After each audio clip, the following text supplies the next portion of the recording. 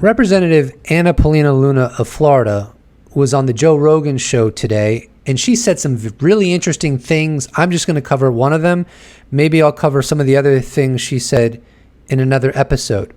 Representative Anna Paulina Luna is part of the UAP caucus, a bipartisan group of lawmakers pushing for greater transparency and oversight on unidentified anomalous phenomena. The caucus advocates for public disclosure of information and increased accountability from government agencies on the UAP issue. Now let's dive into what she said on the show that I want to cover. Rogan said, "You said that you've seen evidence. Like, what kind of evidence have you seen?" Luna responds, "I have seen photos. I have seen." Rogan interjects, "What have you seen photos of?" Luna responds, "So I was in a skiff, and I can't discuss all that was in a skiff, but what I can tell you is, based on the photos that I've seen, I'm very confident that there's things out there that have not been created by mankind."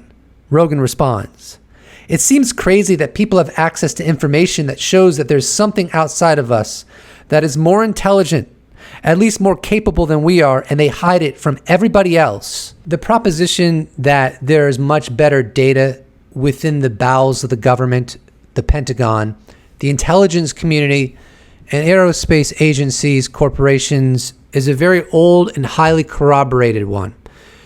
Representative Luna is not the first one to state this.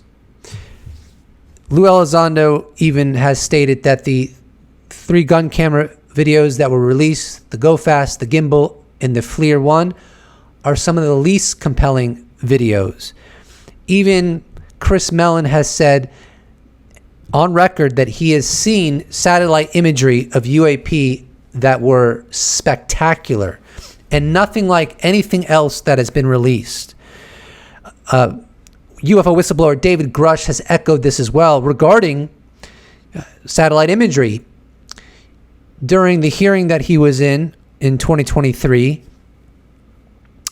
he said that he's seen satellite imagery and he doesn't know why members of Congress have not been able to see it. And in the 2023 interview that he was in with Ross Coulthart, I think it was on June 11th, he specifically referenced high-quality UFO videos that the public has not seen yet. Let's play that clip. For starters, he says the videos that have been released are just the tip of the iceberg. There are many videos that are totally fair to release through a declassification process.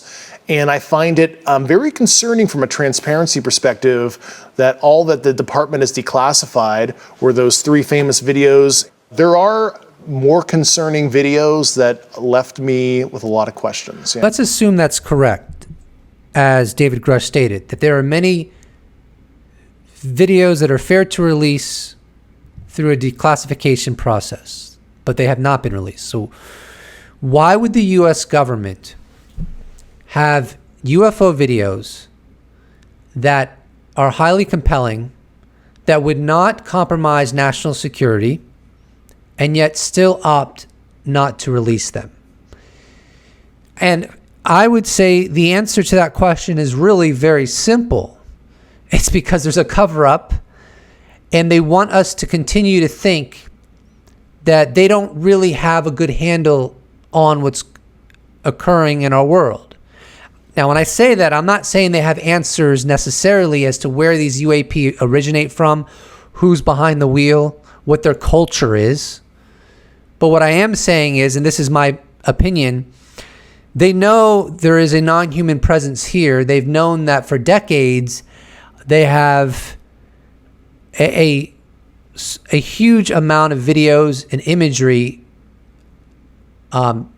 substantiating that idea, proving that hypothesis. Yes, proving scientifically. That's my assessment. And that doesn't even go into the alleged crash retrieval programs where they've actually allegedly retrieved artifacts, technologies from non-human intelligences.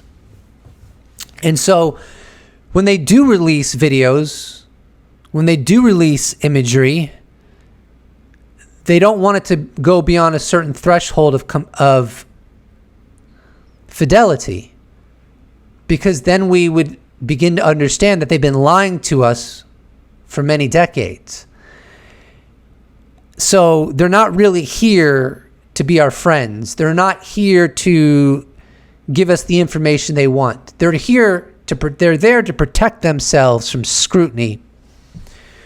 They're there to protect themselves from being prosecuted for crimes such as withholding information from Congress.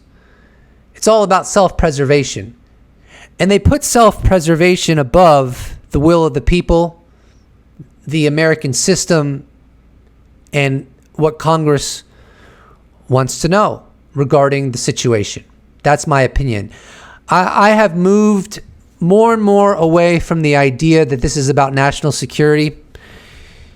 I don't buy it, because part of national security is maintaining the integrity of your government. So postponing disclosure actually compromises national security, and they know that. They're not stupid, but they don't really care about that.